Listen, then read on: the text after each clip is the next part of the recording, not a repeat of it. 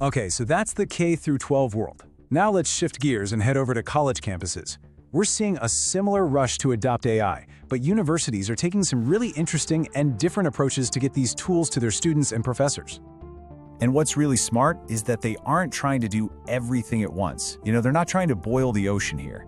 Instead of some massive top-down mandate, they're starting small with these really clever targeted projects that they can build on and scale up later.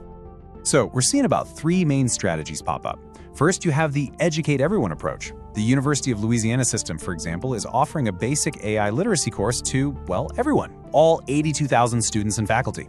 Then you have the let's experiment model.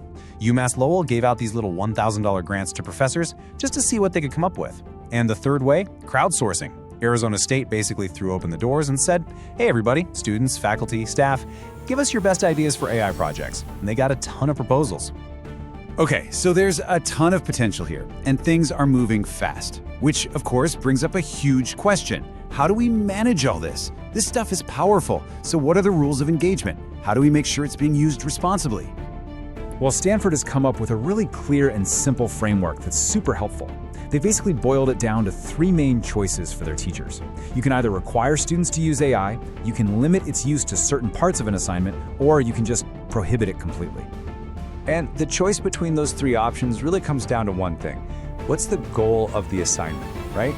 If you want students to learn how to use AI, which is a super important skill these days, then yeah, you should assign it. But if the goal is for them to build a fundamental skill from the ground up, or really wrestle with a tough idea on their own, then maybe prohibiting AI is the way to go. And it's not just about cheating, When you talk to leaders in K-12 education, they're worried about some really big stuff. Things like equity. How do we make sure every student has access to this, not just some? They're worried about bias. Whose voices are these AI models built on, and whose are left out? But the one thing you hear over and over again is the need for oversight. There absolutely has to be a human involved in the final decisions.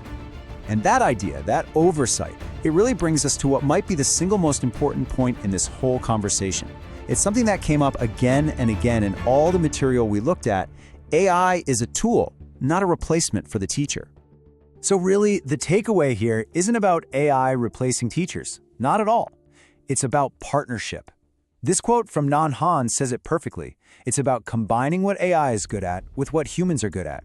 You take the AI's power and you mix it with a teacher's expertise, their wisdom, and their empathy.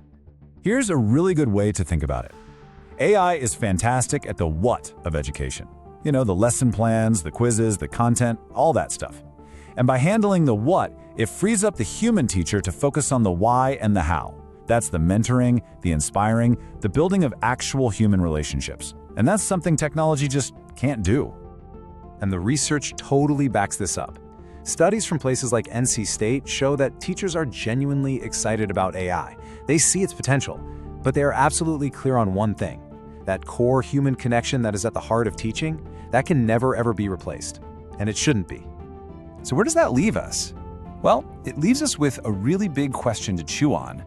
As these incredibly smart tools get woven into the fabric of our schools, the challenge isn't just about learning how to use them. The challenge is that they force us to ask ourselves, what does it truly mean to learn? As artificial intelligence gets smarter, what does it mean for us to become wiser?